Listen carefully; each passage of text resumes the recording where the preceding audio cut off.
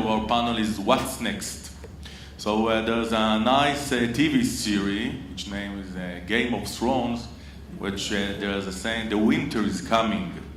And here in the Middle East, especially in Israel, we are saying the summer is coming. And summer is coming, we can all feel it, and I think that we all can feel the heat in the Middle East, in the Persian Gulf, in the north, both in Gaza, we saw yesterday. So who will try and first will estimate how this summer will go here in Israel? May I? Gal. Thank you. First, thanks very much to all very famous and important reporter in Israel and my colleagues here in the panel, each one of them with a lot of military experience.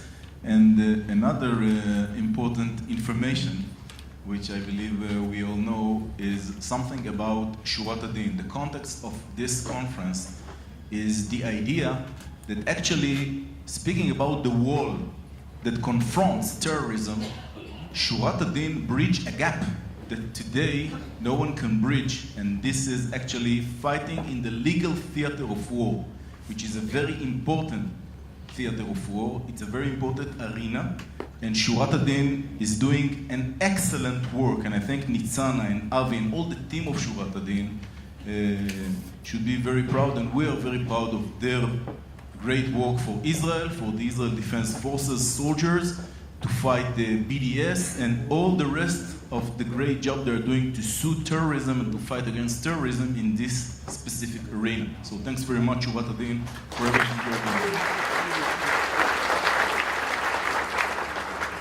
Speaking about summer is coming, I'd like to shortly describe some of my experiences as a soldier. I'm a soldier since I was 14 years old from the military academy, but when I was 18, I entered the first time into Lebanon and found myself in Beirut airport, and that was, of course, the weeks after, the month after the first Lebanon war. 1982. You know, when we entered into Lebanon the first time in 1982, actually the enemy were Palestinian terror organizations. They've arrived to Lebanon in September 70 from Jordan, what they called Black September, stayed there for 12 years, and then after first Lebanon war, they've been thrown away to Tunisia. Now, in the mid-80s, about 2-3 years after the first Lebanon war, when we were just there, we stayed in Lebanon, everything has changed. Because in Lebanon, an authentic Shiite movement, Hezbollah, that actually appeared in order to protect the Shiite minority of Lebanon. It wasn't really an authentic Shiite movement.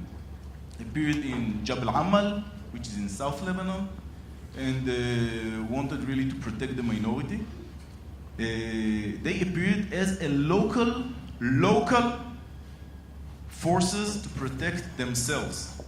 But the regional and global context changed everything, because in 1979, there was a coup in Tehran, as we all know. The Shah regime had to disappear according to the Ayatollah's Islamic revolution. And since the establishment of the Islamic Republic in Iran, they were looking for a way to influence and to create direct accessibility to Israel and to the free world, mainly to deter Israel from attacking the nuclear program. Now, they found Hezbollah, this local organization, as a real opportunity to build what we know today as an army, an Iranian army that is parking along the borders of Israel, and not only. And just take a look, we just had the question, what will happen next? In 1985, they were a local organization. In 1988, I was a company commander. I fought against them in the trenches of the Bekaa Valley, and I saw, wow, it's a well-trained, well-prepared armed forces. In 2006, I've been in command of the 91st Division and fought against Hezbollah in Lebanon. I have found in front of myself an Iranian division.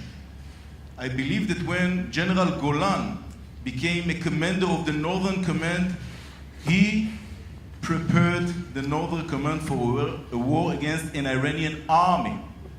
And after being well prepared and well trained through the Arab Spring and the civil war in Syria, when they trained themselves and had a lot of experience in fighting in combined forces with the Syrian forces. Sometimes it's a combination of Russian forces, Lebanese forces, Syrian forces, militias, and others, and they have a lot of experience. We see that this is really a real threat of an army. And today they are not local anymore, and they are not regional anymore. They act all around us because you can find Hezbollah influence in Yemen, because they are a branch of Iran. You can find them in Iraq. You can find them, of course, in Syria. And you can find the Houthis' activities in Yemen that was strongly influenced by it.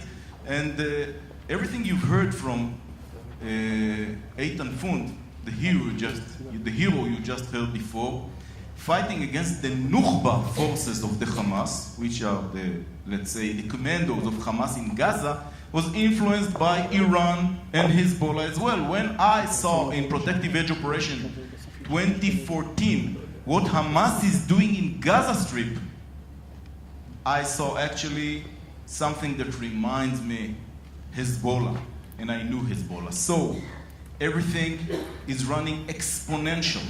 We see the Iranian influence all around us. It is not about Hezbollah or Hamas or Islamic jihadists or Iranian militias or Houthis or others. It is Iran. And here's the thing regarding what's gonna be. Maybe something will ignite the buckets of explosives around us. Maybe not.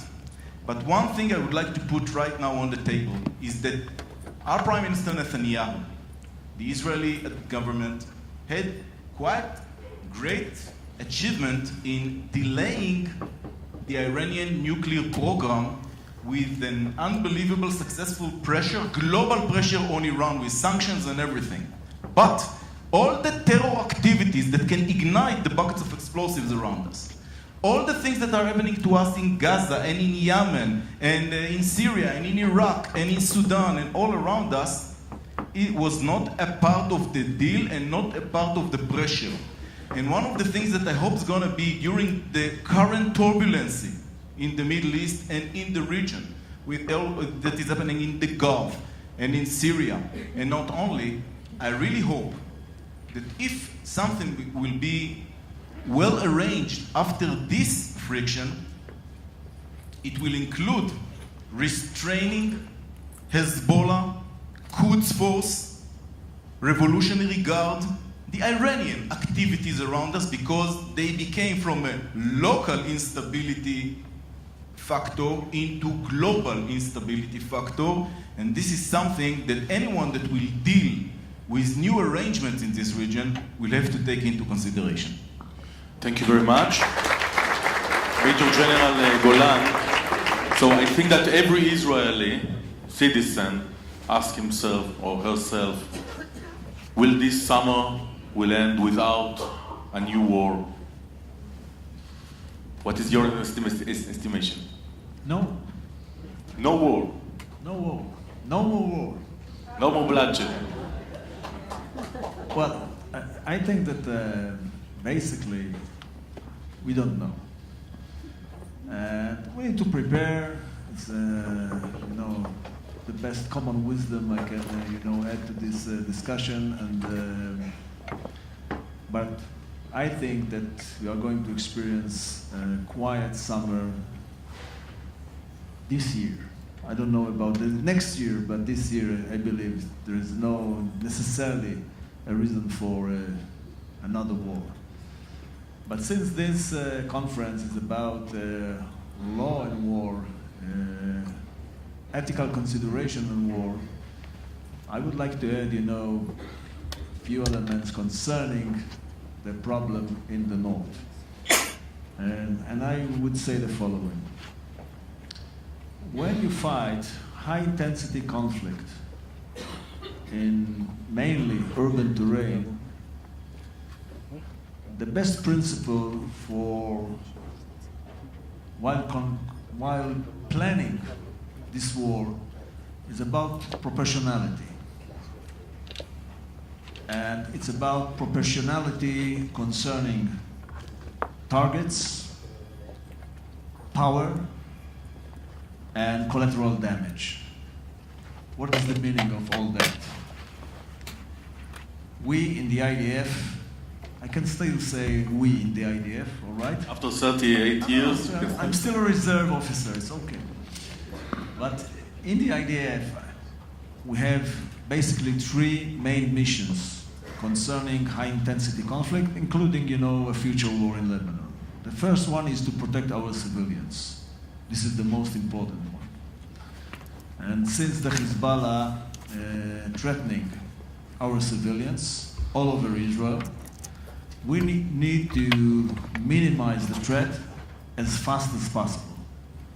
And this is obvious. And this is the main, I would say, the main mission of any military on earth. The second mission is to hit as much as possible the fighting power of Hezbollah. It's the right thing to do concerning this, current situation, but it also has some implications concerning the future. We want to convince the Hezbollah, we want to convince the Iranians that by fighting Israel, you can gain nothing. On the contrary, you are going to suffer a lot. So this is the second mission of, the IDF. And the third mission is about doing the first two missions with minimum prices in terms of life, in terms of lives, in terms of physical damage, and in terms of legitimacy, internal legitimacy and external legitimacy. And this is hard. This is hard. And now I would like to combine, the principle of how to fight high-intensity conflict in urban terrain with the missions of the IDF. And here I would say the following. It's really tough. It's really, really complicated. Let's take, for instance, the issue of targets. In many, many cases, we know that a certain building is a legitimate Hezbollah target, 60%, 70%, 80%. Am I right? Yeah, it's happened a lot. I think Noam dealt with this, issue a lot. Right. So what to do with it? What to do with a building full of civilians, while, a 10-story building, while the 5th story is Hezbollah headquarters. All right, what to do? How to hit it? Is it a legitimate target or not? So this is one conflict, one dilemma. What about, the magnitude of power you use? Let's take, this 5th story. Can I use a bomb, aerial bomb of, 1 ton, 250 kilogram? Maybe small warhead missile?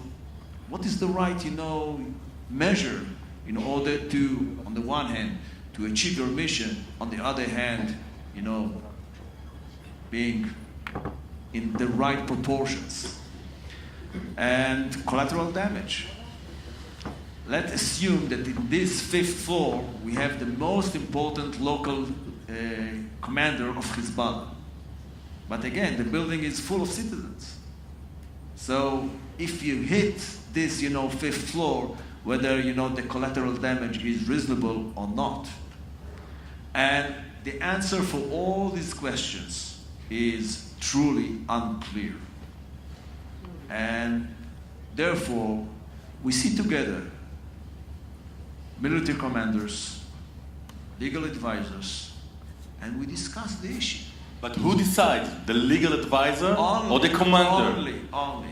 And I think we in Noam, we experience, this event quite a lot. But take us behind the scenes. It's always about the decision of the military commander, not of their legal advisor. I think that in many cases, well, from my experience, we see the issue from, very similarly. But in some cases, completely different. And by the end of the day, it's always the decision of, the commander-in-chief. No other way. Because you're familiar with the Israeli narrative that comes from certain political point of view, that is the lawyers who get to decide. And what happened to the great IDF that now is run by lawyers, legal advisors? I know this claim, quite well, but I would say that, I commanded Judea and Samaria Division for more than 2 years. And it's all about, operating inside, urban terrain with a lot of civilians. And I can tell you the following. I never ever felt that legal considerations limits my ability to fulfill my mission. Never ever.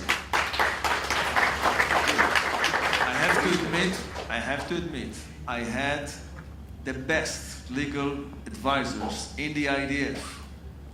And they provide, and I think, good legal advisor is the one who can understand intimately the operational aspect and at the same time to add the legal consideration and I would say legitimacy consideration in the most, widened perspective to the military consideration. And, from my experience, you cannot be right 100% in 100% of the cases. It's just impossible. But by having, well-established system and with good people, you can reach, high percentage of the right things. And by doing that, enabling us as a military, as a nation, to feel that we fight a just cause in the right way, in the most, I would say, moral manner. And this is the challenge. To fight, to win, and remain moral as a nation. So, Colonel Noam Neuman, can you take us behind the scenes to a certain dilemma between the legal advisors and the commanders that you had a certain decision, maybe you regret it? We have a lot of lawyers here. Yeah. Actually, there are a lot of dilemmas, but in most of the cases, I think that the role of the legal advisor is not to tell the commanders what he can or cannot do. Is to help him get a decision after knowing all the facts that he need to know. So there is the lawyer, there is the intelligence guy, the Air Force officer, and everyone give the officer, the commander, his perspective about the mission. So if the mission is like the example that Major General Golan gave about a building in which it's 10-story building, there is one floor that belongs to Hezbollah, so the legal advisor will say there are certain principle of distinction, there should be certain certainty about this, let's ask the intelligence what they know. In most of the cases, there will be enough intelligence, or you might have connection with the intelligence guy and help him and ask him the right questions in order to be able to say that the house is a military objective. Then there will be questions about how to execute the attack. So there is the principle about precautions in attack. You need to execute the attack in a way that will minimize the damage to civilian and still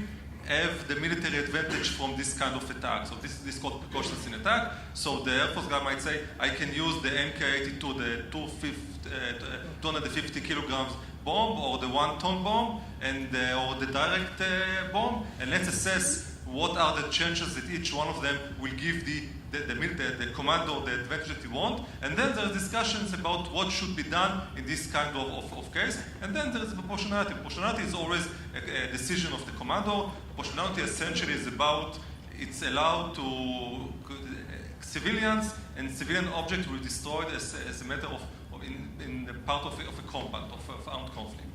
And it's a certainty that everyone knows and accept it. And the law accept that there might be collateral damage. Only say that you must make sure that the collateral damage is not excessive in relation to the military advantage anticipated. So this is the commander decision.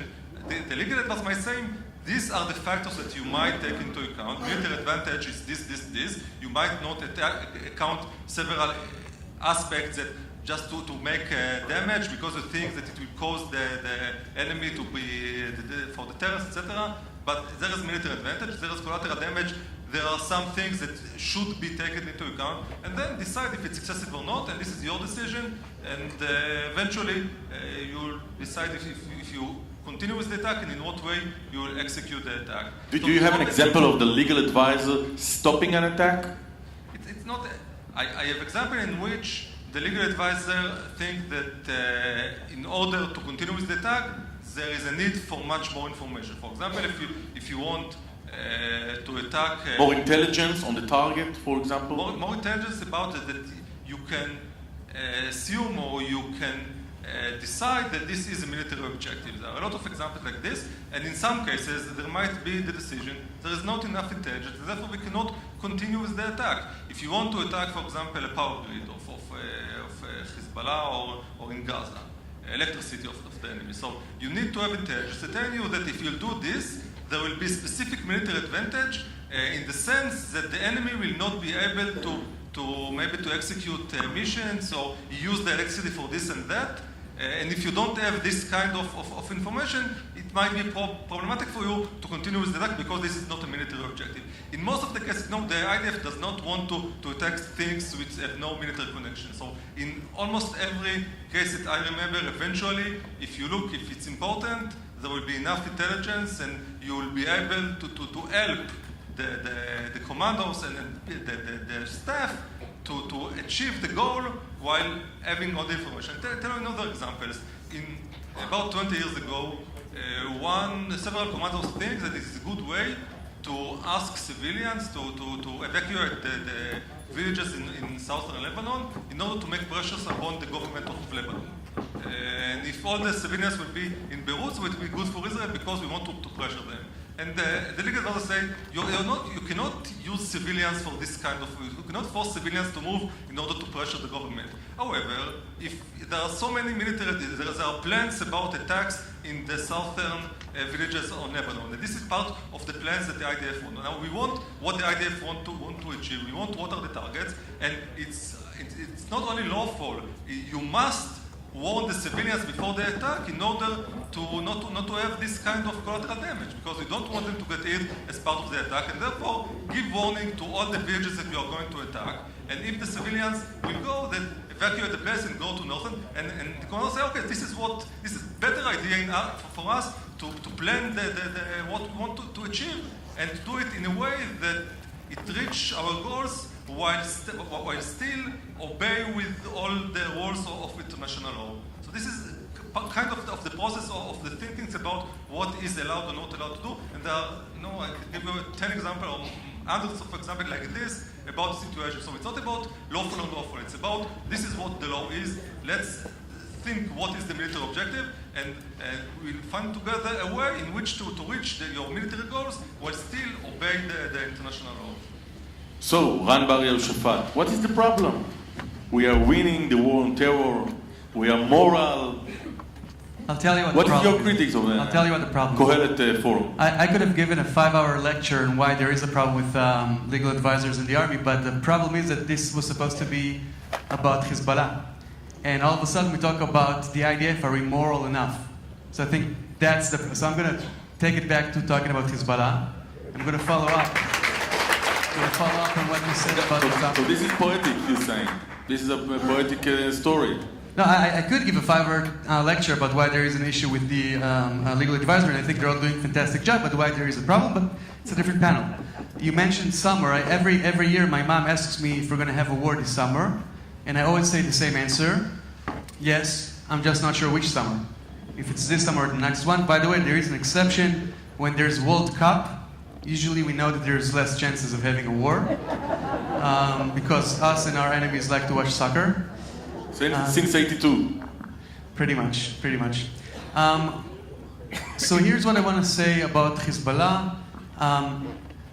It is now okay to say that we know that they have tunnels trying to penetrate into Israel.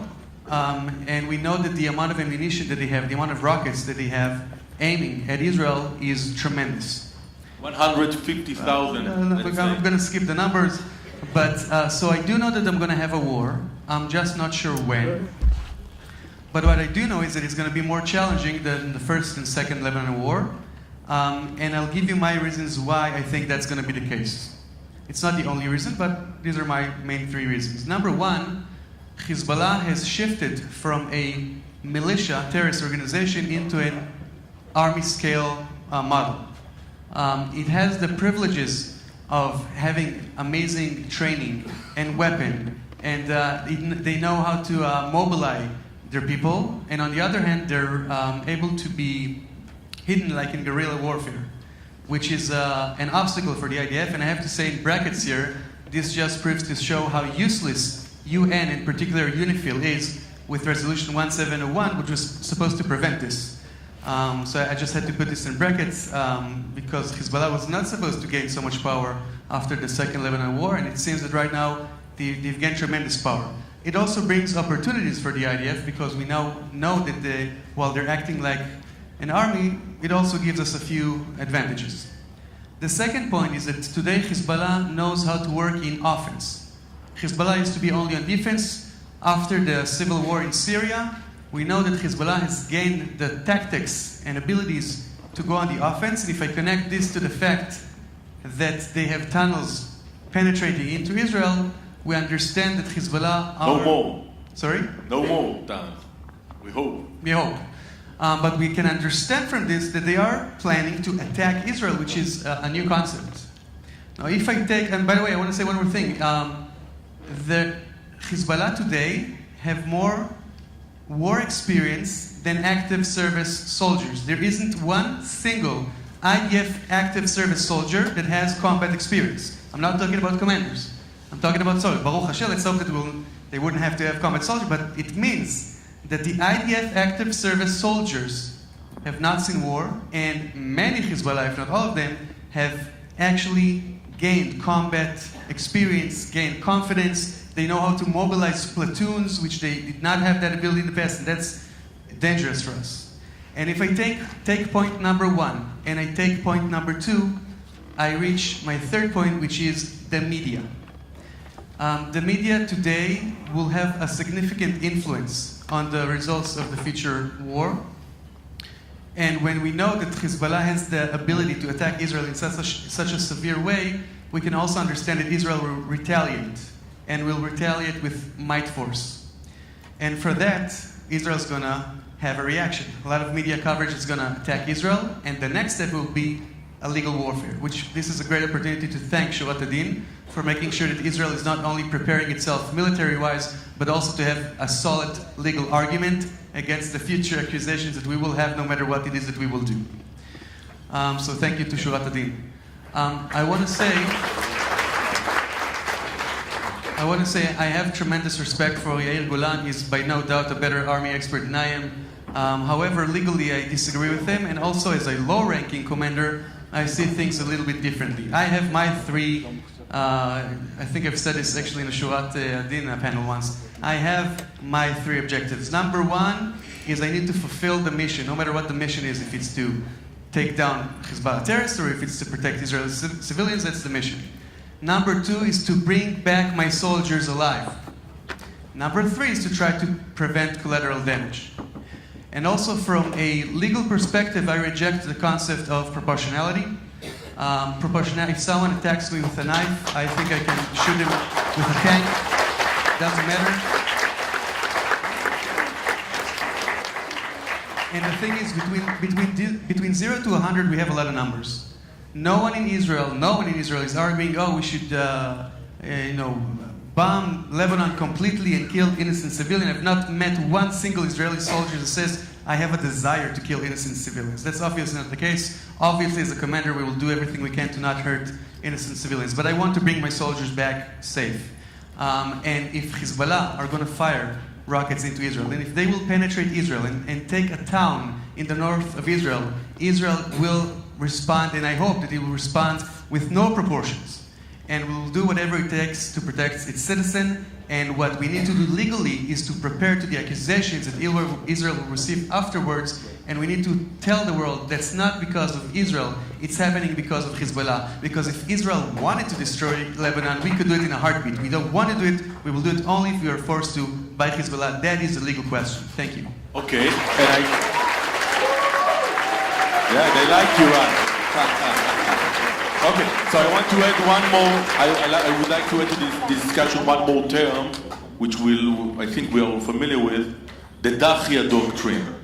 Remember the interview that Gadi Eisenkot, Major General Gadi Eisenkot, the 21st Chief of Staff of the IDF, had given to an Israeli newspaper in 2008 as a Northern Command General, and he said, we are going to implement in the Third Lebanon War the Dachia doctrine. Dachia, which is the Hezbollah headquarters, which was totally collapsed in the Second Lebanon War, which means unproportioned use of force from all village or town that will fire rockets at the Israeli home front.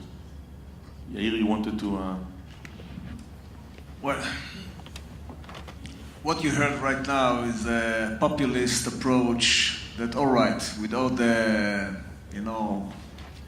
clap your hand and so on, but this is not a serious issue. This is not a serious professional approach. I will explain. It's very easy to say, all right, we need to bring back, if you want to listen. If you want to speak up, well, I have no intention, to confront you with that. But I think this is a populist approach because of the following reasons. Fighting in urban terrain is complicated. It's very easy to say it's simple. Bring our boys back alive. This is it. It doesn't work like that. In real life, it's completely different. When you fight inside Beirut, for instance, I fought in Beirut in 1982. Beirut is bigger than Jerusalem, bigger than Tel Aviv. Even if you have all the bomb and rockets and shells and whatsoever, you cannot destroy all Beirut. It's unprofessional. You need to fight. And you need to fight in the most clever way. And you can't do it just by using extensive power that you don't have. Even the Americans don't have enough power, while fighting inside Iraq, Afghanistan, and so on. So you deal all the time with moral consideration and professional consideration. When General McChrystal in Afghanistan told his troops, you should not use extensive power. You should limit your measures because we need to capture the hearts and minds of the population. He did something very professional and ethical at the same time. And from my experience, I can tell you the following. In most cases, when you do not fight professionally, you also don't fight morally.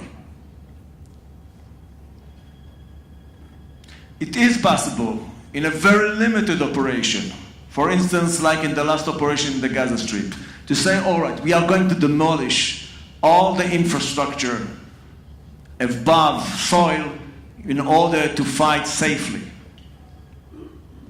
But in most cases, it doesn't work like that. You need to do something different.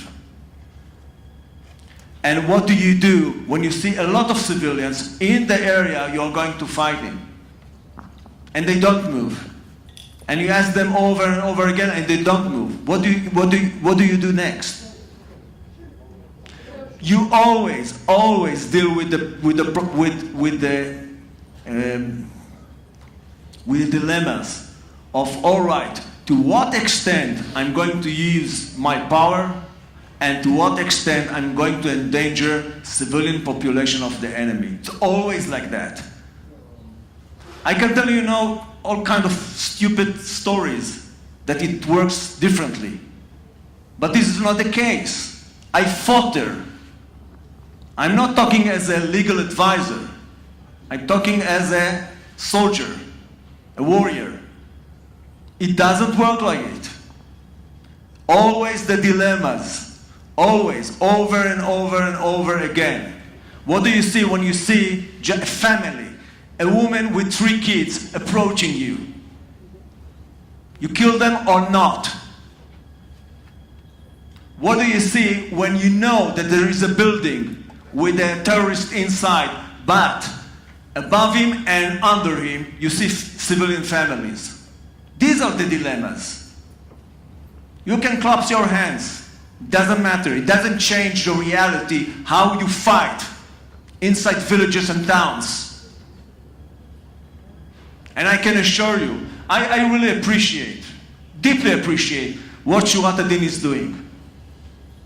Because yes, there are gaps in the international law of war, how to conduct our modern wars. Yes, there are gaps. And we should cope with these gaps. And we need to put something else in these gaps in order to support our troops. But at the same time, you need to understand we are not going to neglect all the dilemmas that involve in fighting in urban terrain. We are not going to do that. You heard, remind you your name? The fantastic story of Eitan. It is a fantastic story. Look at the dilemmas he faced and think about what was happening in this incident beneath soil and above soil. What to do next? How to stop these terrorists while how many civilians were in the building just, in front of you? I believe quite a lot. So where do you shoot? Where do you wait? Do you put on yourself any restrictions? Look, by the end of the day, think about the dilemmas of your sons and daughters. You have a rifle, you have a trigger, you can take a life of anyone. Of anyone. You want your son to feel that when I pulled the trigger, it was right. I did the right thing to do. I can tell you, again, I fought a lot in my life. Every time I pull my trigger, I do it for a just cause. Even today, I feel, that my soil is still clean and untouched. Because every time I pull my trigger, it was right. Don't put our sons in a situation where they cannot be right. This is my Okay, a follow-up question. I will let you just in 1 second to respond. But a follow-up question, Major General Golan. So, as we all know, you have decided to enter another war, another arena, the political arena. And tonight you tweeted that if the new elections will be cancelled, it's a rescue operation of a corrupt man, which is, of course, the Prime Minister Netanyahu, you said. No politics today. Sorry. Okay, I tried. Okay, Brigadier General Gal Hirsch. Thank you. Well, thank you. I think two important things we need to remember is, first of all, our first Prime Minister, Ben-Gurion, mentioned one of the most important phrases he made as a Prime Minister and as our leader, that the future of Israel depends on two things, on its strength and on its being right.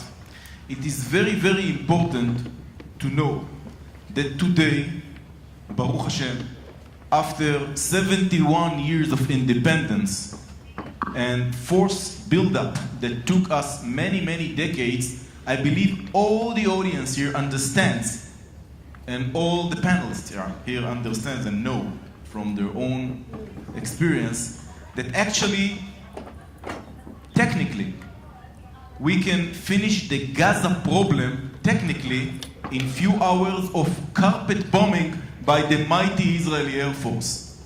But do you really think it's an option? I believe that it is not an option, mainly because the Israel Defense Forces and the Israeli people and the Jewish people depend on its morals and values. But parallel to that, I must remind you that when we need Dahya strategy, we know how to do that. So between 0 to 100 and between black and white, there is a large variety of options to the commander and to the decision maker. And I must tell you one example that all of us remember, and I believe you all remember. This is what has happened during Defensive Shield Operation in Jenin. And let's take all Defensive Shield Operation. I was privileged to be the chief planner of Defensive Shield Operation and to execute it as J3 in charge of operations of Central Command. And I can tell you that there were many, many gunmen. The threats were all around. All Israel was under terrible attacks of suicide bombers all around us. They infiltrated into the mass populated areas of Israel. Any mall, any bus, any grocery store, any neighborhood, all of us, all the Israeli society smelled the smoke and lost people. We lost many people during the Oslo Accord and everything that has happened after that. But then came the casus belli, the cause for war, the Park Hotel Passover massacre, and I had the order, go, and we launched Defensive Shield Operation. Now you know that we could use the Israeli Air Force and finish the threat from Judea and Samaria. Was that a real option for the Jewish people, the Israel Defense Forces, the State of Israel, the people of Israel, the Israeli society? Of course not. I gave orders during the Second Intifada to use jet fighters in Judea and Samaria 3 times for specific missions. More times attack helicopters for specific missions, mainly to support close fire support to soldiers in order to rescue them or to help them fulfill and achieve their missions. We do not use carpet bombing. This is not Israel. This is not us. It is not the Israel Defense Forces. And by the way, if we will do that, we will not be anymore the Israel Defense Forces. We will not be anymore the State of Israel we all know and adore and admire and respect. Now, one important and last and final example. You know, we entered into the Kasbahs and fought inside refugee camps and inside mass populated areas, and you know that our enemies that are acting immorally, and we know that we cannot even put ourselves on the same scale. They use human shields. They go to demonstrations and riots behind children and old people and do armed riots, which is a unique phenomenon. Now they captured Jenin old refugee camp and made it actually a strong military alignment. Now we knew that it's going to be a fight, but we fought selectively inside. And we tried our best not to create collateral damage. And during this fight, and during this battle in Jenin refugee camp, which was one of the most terrible battles and tough battle inside urban terrain, there were still claims of Israeli massacre. It doesn't matter what we did. So it doesn't matter if we did or did not do. You all remember the Goldstone report and what has happened in the first operation in Gaza. It will never... He regretted it after. He regretted it, yes, but the damage is there already, always, because it doesn't matter. It is much more important for our future, for our next generation, for the future of Israel, that we will be right, not only strong now, in order to let you know what has happened during the battle. I've been there personally, inside the streets, inside the urban terrain. In the end of the day, when we saw that it's not going to be finished, and we do not want to kill civilians, etc., in order to minimize the risk, sometimes the commander must make a different decision, like attacking by jet fighters Beirut, Dahia. So in Jenin, we just brought 16 bulldozers and started to move 8 by 8 and to destroy actually this military alignment that is not anymore and not considered anymore as, let's say, a neighborhood. We did our best to use loudspeakers, radio stations, nodes, everything we could to minimize the collateral damage, and we started to destroy it not by carpet bombing, by bulldozers. And after 6 hours of working with our great engineer corps, they surrendered. So when it is needed, we know how to use excessive power, we know how to use bulldozer or air force, etc.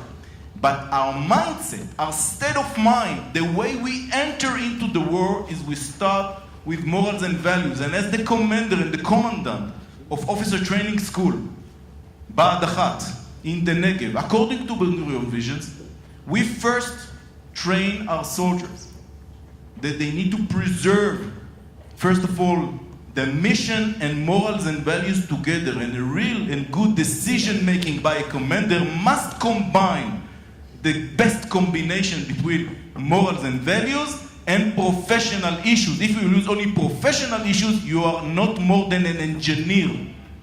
But being a commander and leader actually brings you to the point you need to mix inside your decision-making morals, values, and power. That's what makes the difference. Thank you very much. But from Jenin, let's go back to the north and to Hezbollah and to the Third Lebanon War. And even though there are no wizards here around this table, let's try and estimate how it will look like. How long will be the war?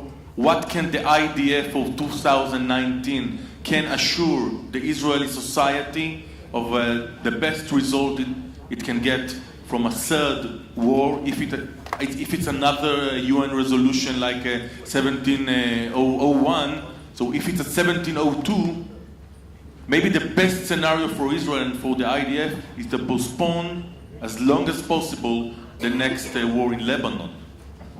All right, so I'll be the hawkish person, not surprisingly, but I might be a publicist. I do try to stay on point. I had the privilege of also fighting in Lebanon, and I'm also an attorney, so I do hope I know a little bit about the international law, and I have to say I think differently. I think Israel made a mistake to withdraw from Lebanon. In 2000? In 2000, I think it was a mistake. Why?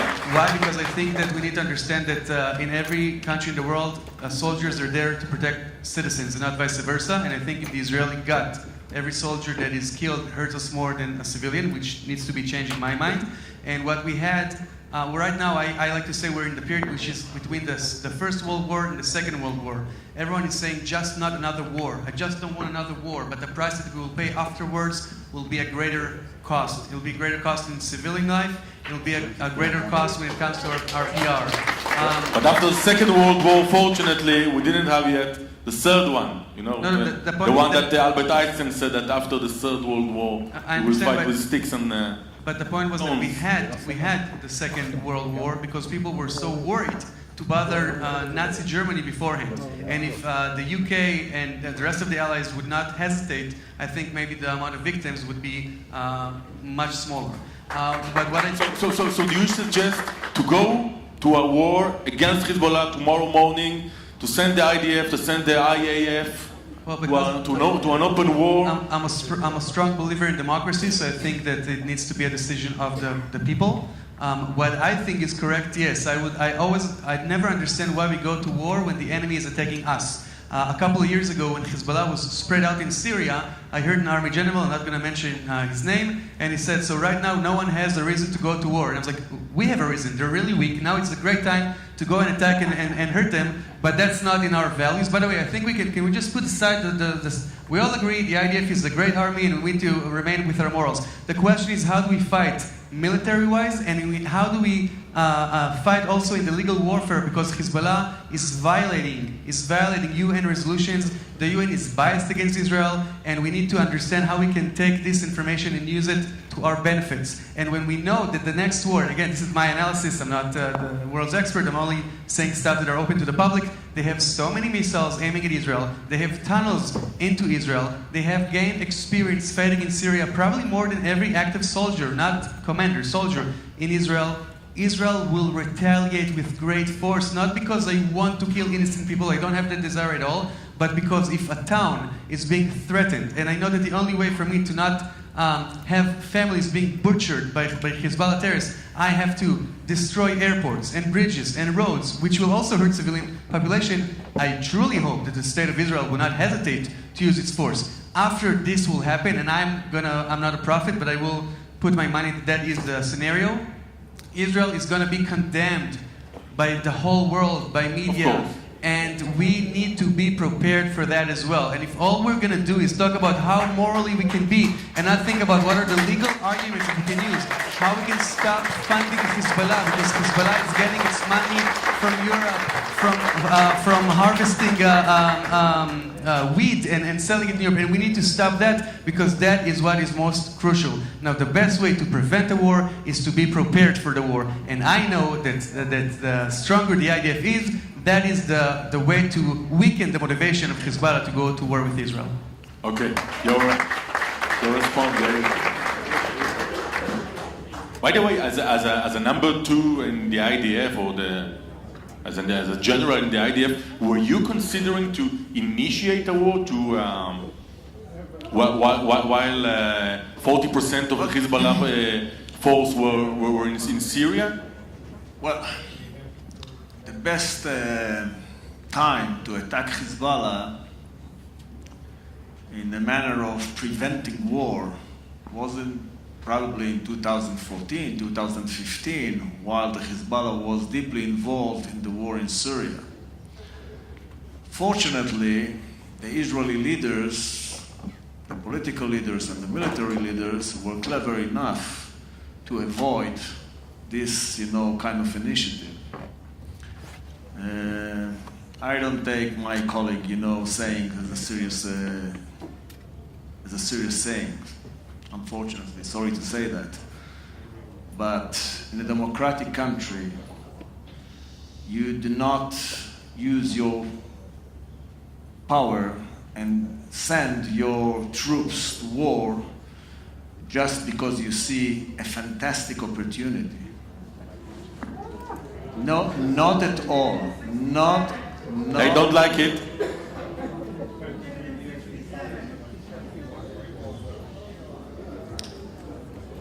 I understand that most of the people in the audience know the war first-handed.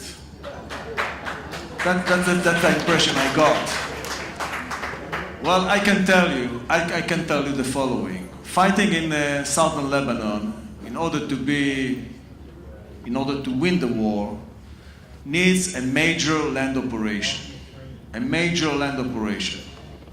All right? In a major land operation, well, we are going to pay for it.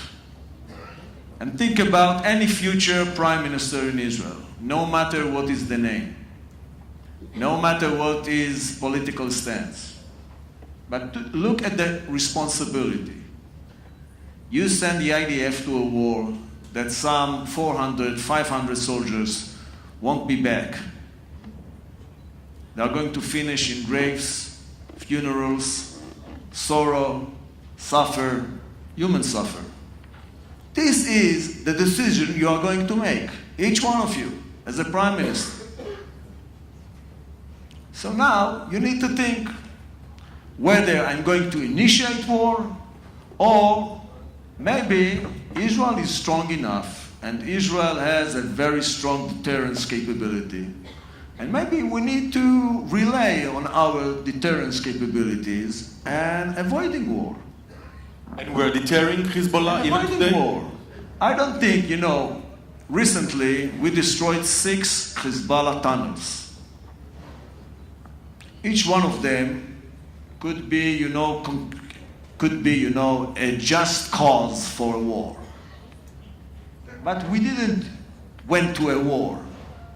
Were we right or wrong? I think we were right. Yes, we are the most powerful nation in the Middle East. We need to remember that. So we need to behave as a powerful nation. We can cope with threats. We can deal with threats. There is no reason to go to war every time you see a new threat. I, do not minimize or underestimate Hezbollah capabilities, not at all. I know them, probably better than anyone who is sitting here. Believe me. But does these, rockets and missiles are a good pretext to initiate war tomorrow morning? Not at all. Do you think that the Hezbollah doesn't afraid of us? That he has no respect for Israeli capabilities? Do you think that this is the issue seriously? Yes, we live in a balance of deterrence, and it's okay. You reach a certain equilibrium, and it's okay. We want to prevent war because we want our civilians to do the following: living peacefully, creating flourishing society, expanding, economical capabilities, and doing, everything which is good and human and nice for their families. What's wrong with it? Are we crazy? Are we going to initiate wars because there are threats around us? We are going to suffer from these threats for the next 300 years, 400 years. So what? We are strong enough, believe me. Trust the IDF, trust our leadership. We are strong enough to cope with any threat. We know what to do and what is necessary. Only when it's completely necessary, we are going to conduct war. Thank you very much.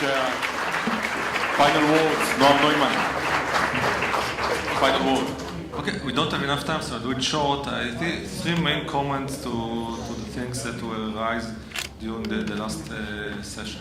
I think, first, that we've seen this in other states. Other states fight against non-state actors. Every state say and apply the law of war, and I don't think that there is even one state, the Democratic state, that say, no, this law is not relevant, we should not apply it. This is something that no one even think about, and everyone can and have the ability to fight and to win just kind of a battle. This is the first thing. The second thing is, I think the main problem, a lot of people ask, can international law cope with the asymmetric warfare, this kind of warfare? I think the main problem in this kind of discussion, that people that say that it's not, in a lot of time, does not know what is international law, what is the law of armed conflict about, use terms of international law without knowing the exact term. For example, proportionality, it's totally proportional in bello, in reduced in bello perspective. If the Hezbollah attack us in one case, to attack all the bases, to kill all the operators of Hezbollah, it's proportional. Under the use in bello, because proportional use in bello is only about civilians against military advantage. And you use this kind of terms and say, no, we should act in this proportional way. It's not proportional. Now, international law, if you talk about if it's good or if it's allowed to start a war, there are different rules. Jus ad bellum, when states can start a war against non-state actors. there is question if now there is no armed conflict from the legal sense, and if there is a continuous armed conflict, there is no need for excuse to start a war. There should be a discussion about if there is no armed conflict, about anticipatory self-defense and what are the requirements. And I think almost all states that apply this, including the US and the Brits and the EU countries, have enough tools in international law to be able to achieve what they need to achieve. And the third thing, I think this is the real battle that we have. There are discussions. When I say the law of armed conflict, I say something. There are people that might interpret it in a different way. And there is discussion, and there are a lot of arguments about what can and cannot be done with regard to this. And this battle should be fought in the legal atmosphere, in the legal domains, the legal conferences. For example, about if you are allowed to kill terrorists, the targeted killing. Some people said there is no justification in international law. We think there is. We just make the justification. We present it to the Supreme Court. They accept our position. Now there are discussions about what can be done against organized armed group. And I think we have a solid argument that you can kill every member of the military wing of this Hezbollah, Hamas, Jabhat al-Nusra, or ISIS, or you name it. So I think there is enough tools in international law, and even regarding proportionality, to deal and to be able to act in an effective way. But to say that we should ignore the law, not obey it, because it gives us not enough tool, I think this is not professional way. We might argue about specific things, about specific principles, about what is the right way to apply it, but not just to say, no, let's ignore it. Thank you. Thank you very much, Noam Neuman. And we must bear in mind that even Donald Trump cancelled his attack on Iran regarding unproportional prices. Okay. Thank you so much. Thank you, Noam Neuman, Major General Yair Golan, Brigadier General Yair. And our Thank you very esteemed much, moderator, Rachel. or thank you so much. Thank you very much. Thank you for having us.